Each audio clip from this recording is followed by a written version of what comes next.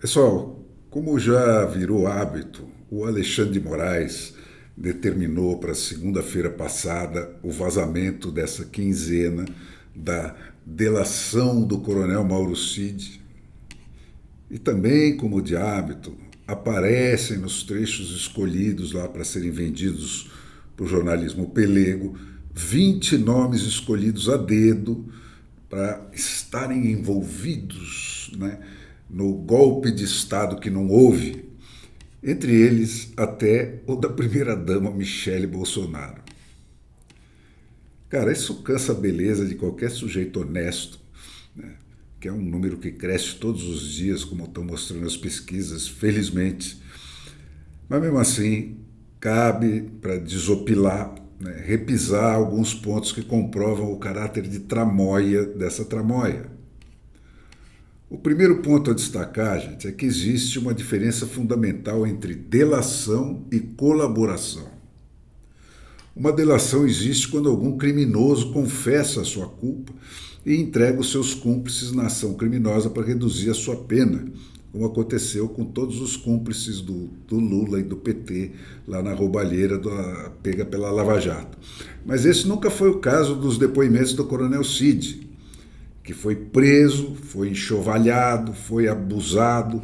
com todos os membros mais da sua família, como faziam os nazistas, e aprendeu a fazer o PCC, né, sem ter cometido crime nenhum.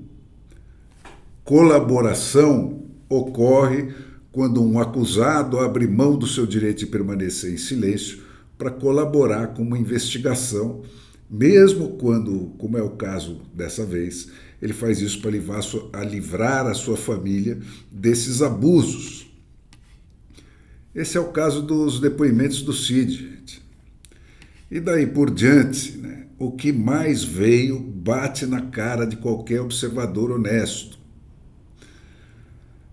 Quando foi anunciado o resultado da eleição, em 30 de outubro, né,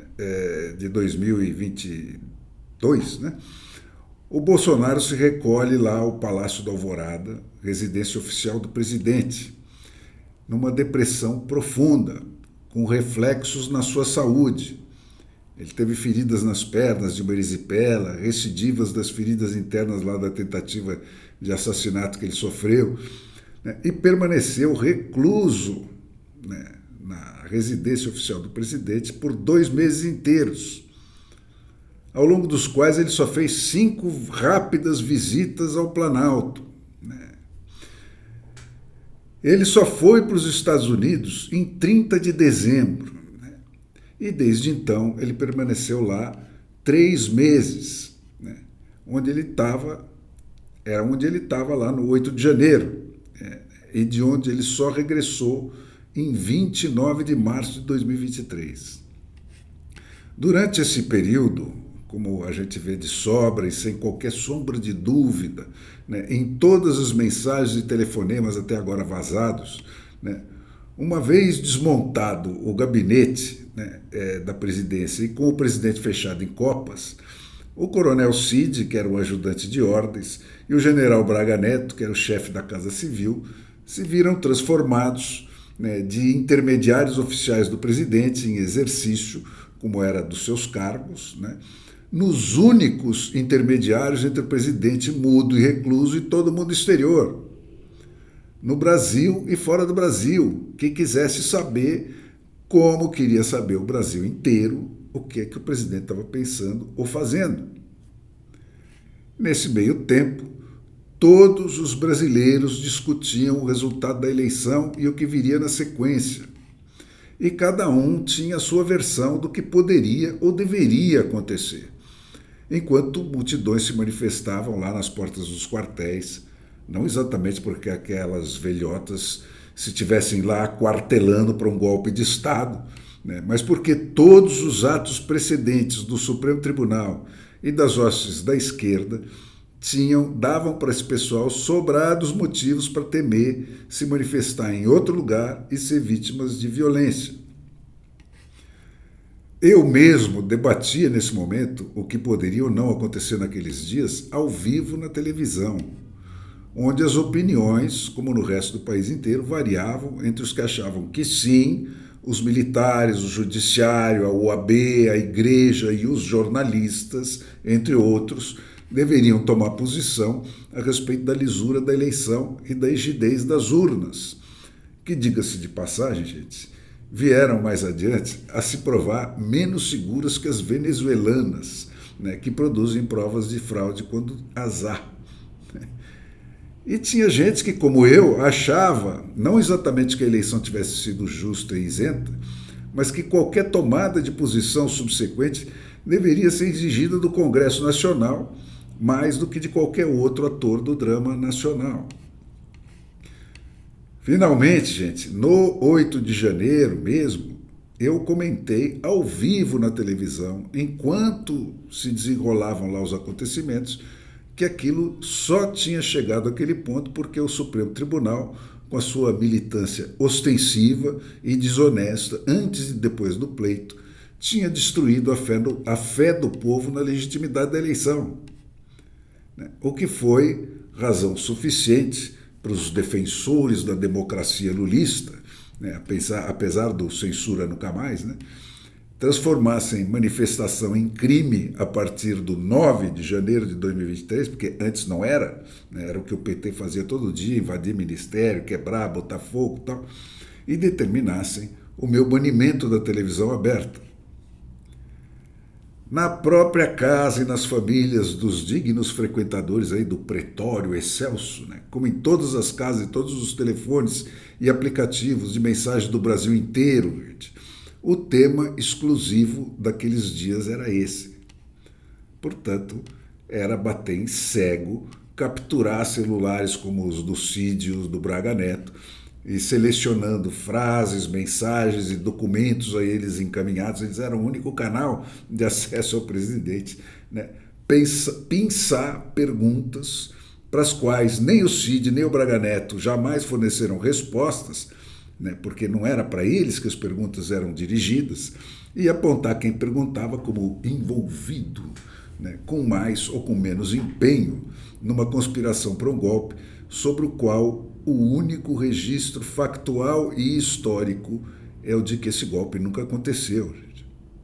Esse pessoal estava arrolado porque o nome deles aparece nesses telefones. Os indiciados todos são amigos pessoais do Cid, como não podia deixar de ser. Então, cara, nem entre essas pessoas por aí foi possível encontrar qualquer menção direta ou indireta da participação do Bolsonaro em uma conspiração. Precisamente o que se achou foi o contrário, provas cabais de que ele não fez nem faria nada fora das quatro linhas. Nunca existiu, portanto, delação nenhuma do Cid. Na única vez em que ele se abriu aí para um único órgão de imprensa que se dispôs a ouvi-lo, foi o contrário. O Cid negou ter dito qualquer das aleivosias que lhe foram atribuídas. Ele disse que os seus interrogadores lhe apresentavam teses da própria cabeça deles, como aquelas produzidas pela imaginação, que os auxiliares do Alexandre de Moraes confessam usar nas acusações que ele encomenda, exigindo sempre, junto com ameaças aos familiares do Cid, que ele se limitasse a responder telegraficamente que sim ou que não as teses aconteceram como elas foram escritas pelos roteiristas do Alexandre. E se não bastasse o abuso de todas essas elucubrações sobre o que nunca aconteceu, a persistente negativa do Alexandre de Moraes de mostrar os vídeos desses interrogatórios, gente, seja para os advogados dos acusados e seja principalmente para o resto do Brasil, corrobora fortemente a suspeita de que são tão falsas quanto o amor do Lula pela democracia, pelo menos fortemente o bastante para colocar interrogações proibitivas de adesão à farsa na cabeça de qualquer jornalista que não seja pelego. E embora, como confirmou ontem o chefe da Polícia Federal lulista, o Andrei Rodrigues, a investigação tenha provado que não houve um, nem dois, nem um grupo de mega financiadores do golpe, que não houve, lembre-se sempre, o golpe que não houve, A cada 15 dias, o doutor Alexandre acorda com uma nova safrinha de golpistas envolvidos numa tríplice tentativa de assassinato, que não chega nem de longe a ser mencionada com todas as letras que lhe foram acrescentadas aí pelos roteiristas alexandrinos, né, nesses registros telemáticos que jamais ele exibiu para ninguém, né, porque se exibir isso tudo cai por terra.